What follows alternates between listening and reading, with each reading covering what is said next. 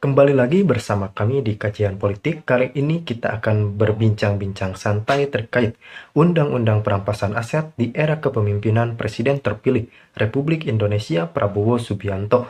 Atau secara garis besar kita akan membahas bagaimana tindakan-tindakan dan planning-planning Prabowo Subianto dalam menangani kasus korupsi di Indonesia. Presiden terpilih Republik Indonesia memang saat ini masih menjabat sebagai Menteri Pertahanan di Kabinet Presiden Joko Widodo. Namun meskipun begitu, Presiden terpilih Republik Indonesia ini sudah mulai melek terhadap situasi-situasi politik di Indonesia. Salah satunya adalah penanganan kasus korupsi di Indonesia. Tentunya Prabowo sudah mengetahui bagaimana tindakan kasus korupsi di Indonesia. Maka dari itu tidak heran ketika Presiden terpilih Republik Indonesia ini secara tegas menyatakan bahwa dirinya akan menindak tegas beberapa koruptor di Indonesia atau keseluruhan tindak pidana korupsi di era kepemimpinan Presiden Prabowo nantinya akan ditindak secara tegas dan lugas. Namun tentunya selain memberikan hukuman yang menimbulkan efek jera, Presiden terpilih kita juga meyakinkan kita semua bahwa kepemimpinannya nanti akan membuat dan menutup celah-celah korupsi di Indonesia sedini mungkin, karena dirinya berpandangan bahwa mencegah lebih baik daripada mengobati. Tentunya kita semua berharap bahwa Presiden terpilih Republik Indonesia bisa menghandle kasus korupsi di Indonesia dengan baik. Tentunya kasus korupsi ini sangatlah memilukan di Indonesia. Bagaimana tingkat kesejahteraan rakyat kita memang belum sepenuhnya merata, namun di sisi lain kasus korupsi di Indonesia begitu jor-joran, bahkan angkanya triliunan. Maka dari itu jangan heran ketika Presiden terpilih Prabowo Subianto mengusung tema makan siang gratis dalam salah satu programnya. Itu bukan apa-apa rekan-rekan sekalian. Kita bayangkan daripada anggaran itu dikorupsi, mending kita anggarkan untuk generasi-generasi muda kita. Indonesia Emas 2045 itu tergantung kita. Dan perlu saya jelaskan sedikit bahwa untuk membangun sumber daya manusia yang unggul, kita harus mulai dari pola hidup yang sehat. Tentunya pola makan yang sehat, karena semua yang unggul tentunya harus diporsir secara baik dan benar. Begitupun anak-anak bangsa kita. Tentunya setiap bangsa berhak untuk maju, namun setiap bangsa harus pula berbenah untuk menuju tangga negara maju tersebut. Begitupun Indonesia. Sudah saatnya kita memaksimalkan potensi yang ada, dan sudah saatnya kita harus mengentaskan kasus korupsi di Indonesia. Maka dari itu, kita beri doa yang terbaik untuk Presiden Prabowo Subianto dalam memimpin Indonesia, khususnya dalam menangani kasus korupsi di dalam negeri. Benar. Kalian suka nggak kalau pemimpin rukun kayak begini? Suka? Di kampung senang nggak rakyat teman-temanmu kalau pemimpin rukun seperti ini? Nggak apa-apa. Berbeda nggak apa-apa, ya kan? Ngeri-ngeri sedap. Jadi leadership itu, dan saya begitu beliau ajak saya gabung. Setelah saya gabung, dari hari pertama sidang kabinet, ini bukan ngolor lagi. Sekarang beliau ini 2 bulan lagi kurang, beliau akan turun. Untuk apa saya? Iya kan? Saya hanya mau mengatakan rakyat Indonesia yang benar-benar Pak Jokowi adalah pemimpin yang hebat, pemimpin yang baik, yang berpikir untuk rakyat.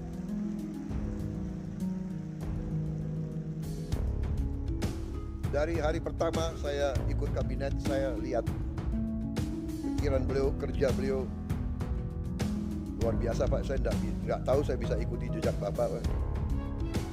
7 kali rapat sehari, bagaimana itu Pak? Apalagi kita ini kalau diajak, ini menteri-menteri jujur ya, pada begini kan kalau diajak beliau,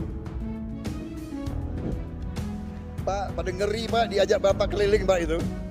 Waduh, ini nggak bisa tidur katanya. Di pesawat itu 5 jam terbang, 5 jam diskusi. Jadi pada itu alasan Pak, Kalau Bapak ajak, mereka itu alasan. Bapak Presiden kami jemput di Merauke. Nah, dia mau terbang duluan. Gak berani terbang sama Pak Jokowi. Akal kalian, aku sudah tahu ini. Pak, maaf Pak, karena Bapak pilih orang-orang hebat, mungkin sebagian dari mereka di kabinet saya Pak nanti ini. Tapi saya sudah tahu akal kalian. Kalau diajak Pak Jokowi, kami mendahului Pak, kami akan jemput Bapak. Bukan jemput Bapak, dia takut diajak itu.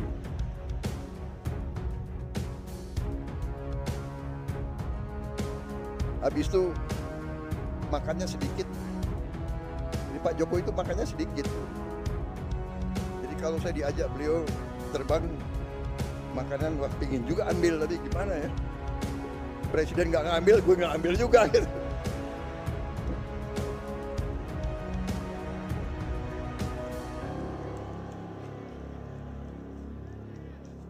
Soalnya ini mantan tentara Pak. Banyumas campur Indonesia Timur. Orang Indonesia Timur ciri khasnya makannya banyak. Jadi saya boleh Pak ya buka sedikit rahasia-rahasia itu.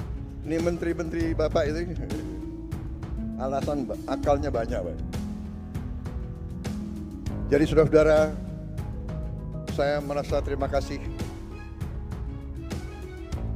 Walaupun kita pernah berbeda, tapi saya yakin di dalam hati beliau merah putih, beliau Pancasila, beliau cinta Indonesia, beliau berjuang.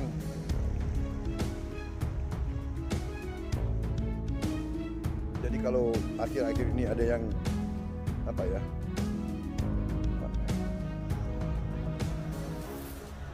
Omon-omon nggak enak lagi, gitu nggak? Udah nggak boleh. Sekarang nggak boleh, tidak boleh nyindir-nyindir lagi.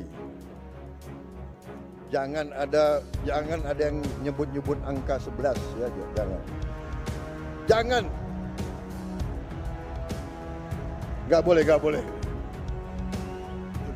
Saudara-saudara, tradisi kita lain, demokrasi kita menurut saya, dan ini saya akan ajak tokoh-tokoh semua, demokrasi kita berani bahwa kita bersaing boleh, tapi pada saat kepentingan nasional kita tidak boleh ikut pola-pola orang lain. Mereka itu kalau oposisinya sampai nggak tahu lah, sampai mengarah ke bermusuhan. Kita tidak boleh, kita tidak mau, dan kita insya Allah tidak akan.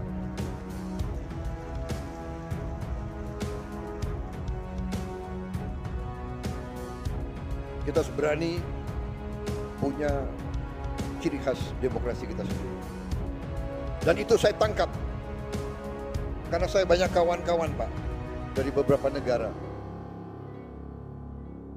Dari Thailand, teman-teman saya dari Thailand, mereka menceritakan bahwa pemimpin mereka, raja bahkan, sama kerisauannya, bahwa dunia ini sedang dalam keadaan tegang.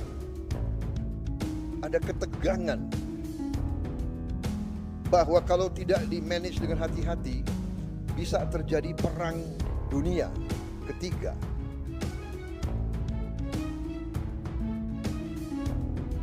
Perang di tempat yang jauh berpengaruh kepada kita semua.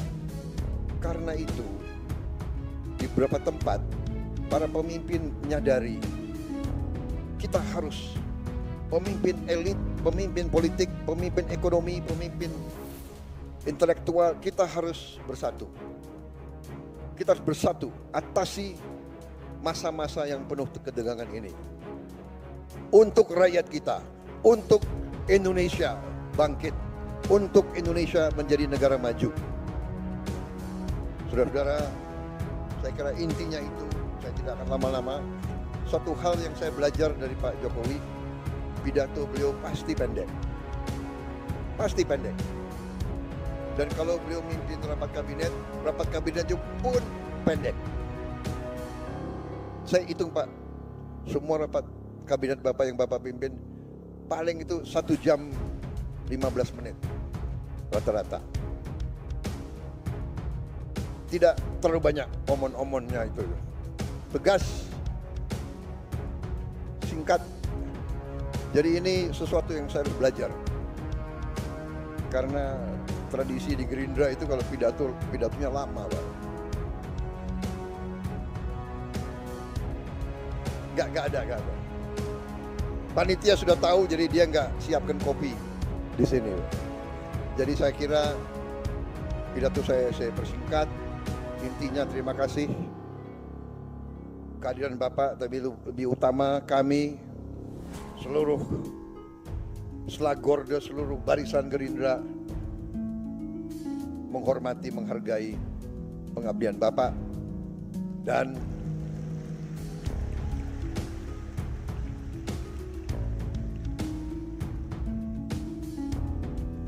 kenapa saya bersatu dengan Pak Jokowi? Karena saya percaya beliau hatinya merah putih, jiwanya untuk rakyat Indonesia.